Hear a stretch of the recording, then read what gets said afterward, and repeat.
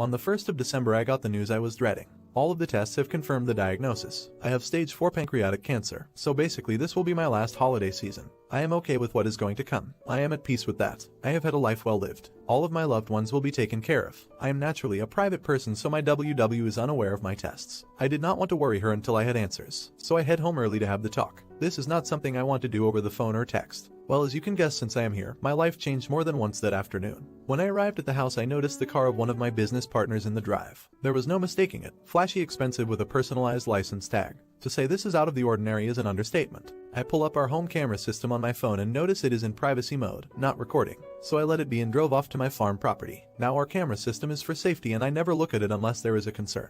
With that said, I also love to watch for wildlife on the outside cameras. I also find it oddly satisfying to watch storms come through. So for my own enjoyment, years ago I configured a second video recorder to archive the cameras to local storage. That storage is not accessible via my phone. So when I was at the farm, I opened up my computer and looked at the other server to confirm what my gut was telling me. And sure enough, there they were, snuggling in the living room, drinking wine, dancing, then going up to the bedroom suite. Apparently they left the doors open, because the microphone recorded their activities after they left the camera view. With my limited time left, I wanted answers, but I don't want the drama of a confrontation and divorce. Call me what you will, but all of my devotion and love for her left me that afternoon. I have all of the emotions that are to be expected. I know that I am not to blame. I have been a loyal, romantic, and attuned partner. I am now thinking about myself. I know what is important to me. So I called my lawyer, and we reviewed my will and our prenup. I told him what was going on. We worked on understanding how long and to what extent this affair has been going on. What has been found is disturbing, and I either clearly did not know the woman I shared 2+ decades of life with, or something in her changed. At this time, I am not going to say anything to my kids or WW.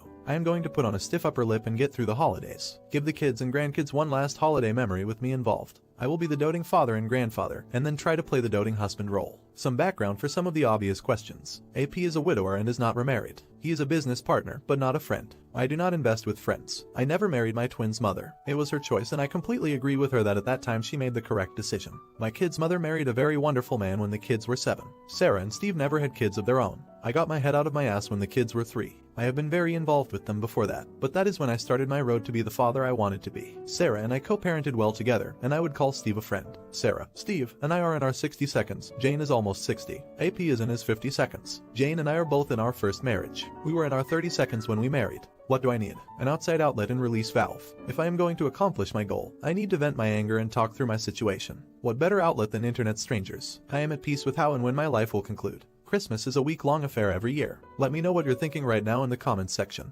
We spend Christmas through New Year on the farm. We cut down a tree after everyone arrives. We decorate, cook, play, and celebrate as a family. Sarah and Steve have been a part of this tradition since I bought the farm. I remain steadfast in not telling anyone until after the new year. If I told Sarah, she would not be able to keep it in. I don't want to place Steve in a position to lie to his wife. I want the kids and grandkids to enjoy the week. We will have plenty of time to cry and prepare in a few weeks. Jane's presence this week will just be a small detail in the long run. Really, I don't care about her anywhere near the rest of the family. The finances are very interesting. Jane and I met and were married after we both were very established in our job and wealth. She had a good job with a great pension. She also had 2 inheritances that were in a trust. We agreed early on that we were both comfortable and we would not disclose to each other our entire worth, by her insistence. We also have a prenup where any property in or trust that predates the marriage and any income from those resources are not considered marital property, again on her insistence. Now I have provided both properties. I purchased the travel, food, and fuel. Basically, I support her 100%.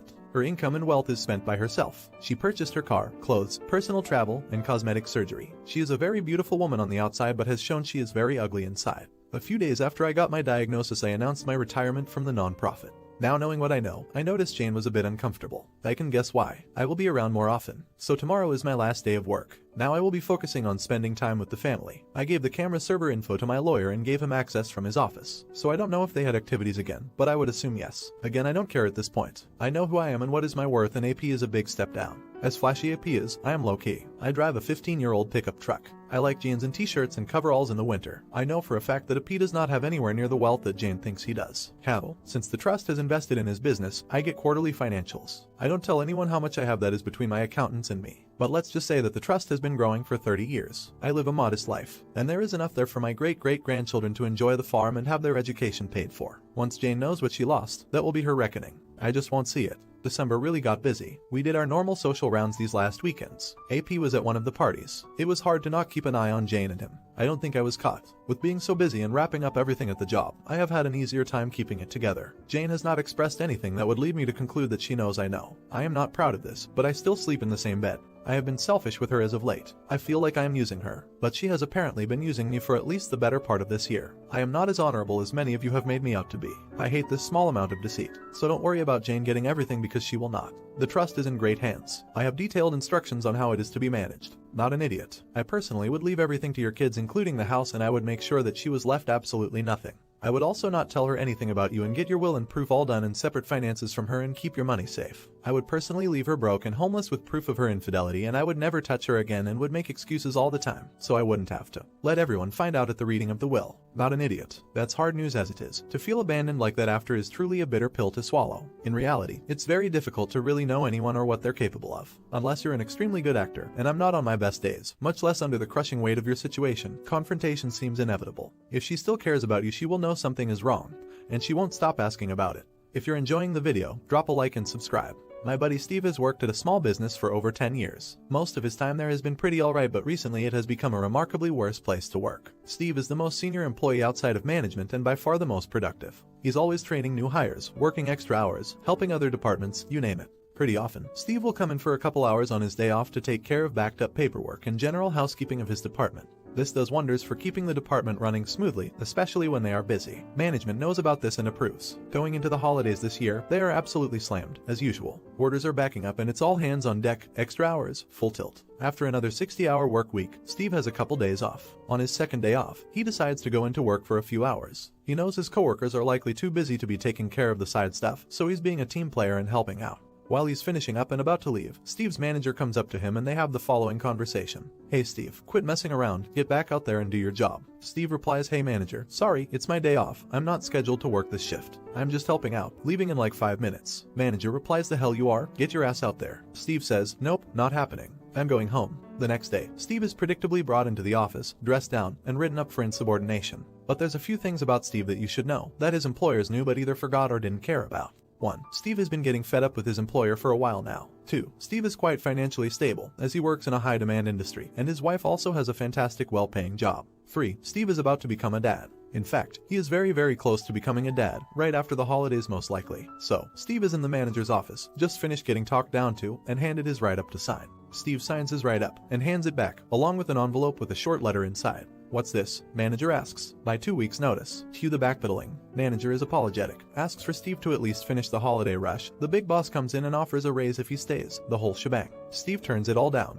Now Steve's former employer has to get through the holidays without their most reliable worker, which will take at least 2 or 3 new hires to cover. Meanwhile, Steve can enjoy the holidays without stress, help prepare for the arrival of their baby, and start looking for work again when they're good and ready. Edit. Obligatory while this post blew up reaction. Some clarification. Steve's position is hourly, and he got overtime pay for the extra hours. The stuff he worked on during these extra hours would collectively save his department a lot of time and headaches. That's why he did it. There used to be a good team vibe in the company from top to bottom, coworkers who were genuinely friends and good teammates, so going the extra mile made a good thing even better. Not so much towards the end. Also, giving him 2 weeks instead of quitting on the spot was a combination of professional courtesy, and also giving his coworkers enough warning to not be completely blindsided and bury them. Thanks for watching and have a great day.